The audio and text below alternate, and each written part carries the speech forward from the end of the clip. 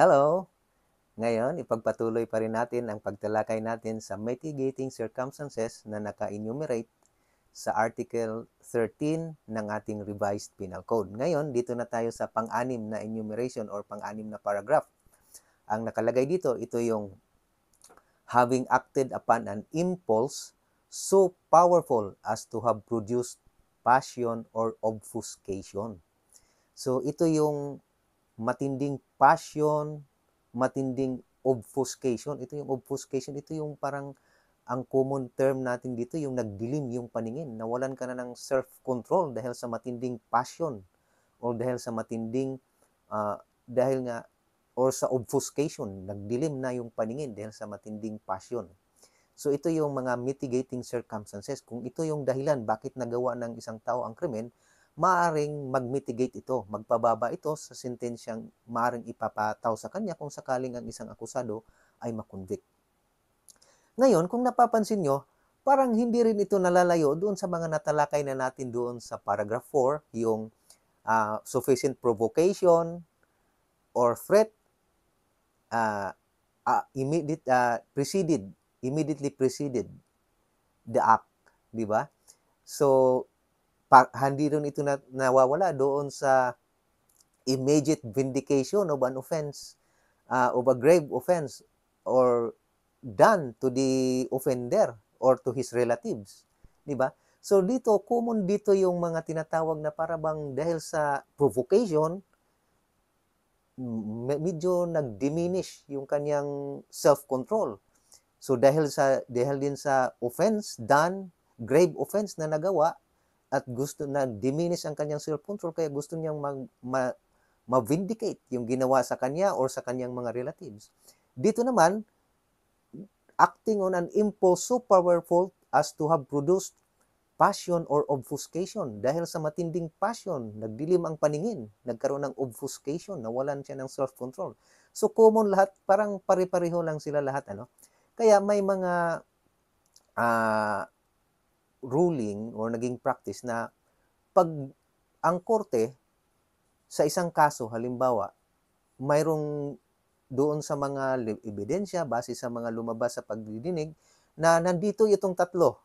Mayroong provocation, mayroong vindication of an offense, grave offense done, and then mayroong passion or obfuscation. Kung present itong tatlo, isa lang ang iko-considera, hindi iko-considera yung tatlo. Hindi yan magkakaroon ng tatlong mitigating circumstances, kundi iisa lang. Kasi parang common lang ito sila eh.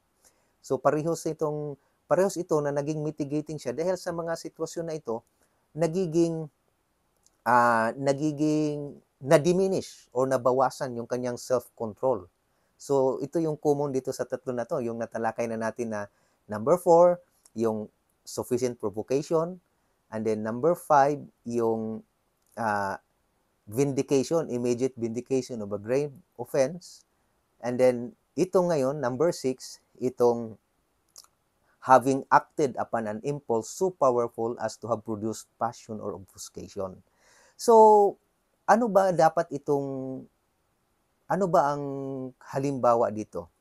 Itong mitigating circumstance na ito yung mga common natin na na dahil sa matinding passion or dahil sa nangyayari, parang common sa atin yun na nagdilim ang paningin. So dahil nagdilim yung paningin, parang nawala siya ng control dahil nawala siya sa sarili niya dahil sa matinding pangyayari na yon na nagawa sa kanya. So, yung passion, sinasabi dito na dapat yung passion legitimate passion. Hindi yung illegal na passion. So, ano bang halimbawa nito? Kung halimbawa may isang lalaki, mayroon siyang girlfriend, kilala nung lugar nila na magkarelasyon sila, magka-boyfriend-girlfriend. Tapos nung lumalabas silang dalawa, naglalakad sa kalsada, pinagsisipul-sipulan yung girlfriend niya. So dahil sa matinding passion or obfuscation na nabastos siya, nagalit, halimbawa, pinagsasaksak niya yung nagsusipul-sipul doon sa girlfriend niya. So yun yung sinasabing passion. Dahil sa matinding passion, nagdilim yung kanyang paningin kaya nagawa niya yung krimen na ganun. So kung kung present yun sa isang krimen, maaring ikonsidera yun ng korte as mitigating circumstance. Ibig sabihin, hindi yun, yung mitigating circumstances na pinag-usapan nito, hindi ito makapaakwit ha. Ito lang yung magpapababa sa maaring ibigay na sentensya. Okay? So yun ang ibig sabihin nun. So,